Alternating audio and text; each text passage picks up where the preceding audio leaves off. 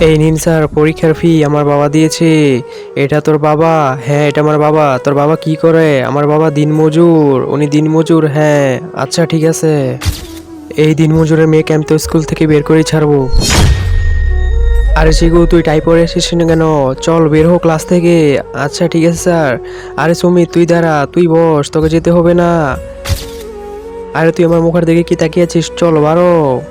এই অসহায় বাবাটির জন্য কেই বা লাইক সাবস্ক্রাইব করবে? আমি জানি দুষ্ট বাচ্চারা লাইক সাবস্ক্রাইব করবে না।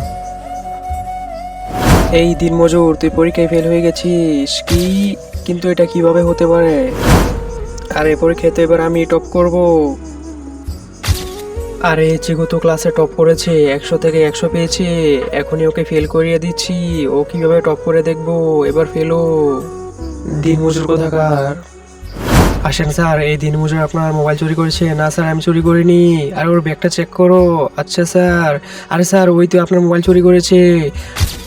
না স্যার আমি চুরি করিনি। আরে চুপ, তুমি আমার স্কুল থেকে বের হয়ে যাও। আরে স্যার 1 মিনিট দাঁড়ান, এই দেখুন। আরে দিনমজুর মেয়েকে তো আমি মোবাইল চুরি বাদে স্কুল থেকে বের করে ছাড়বো।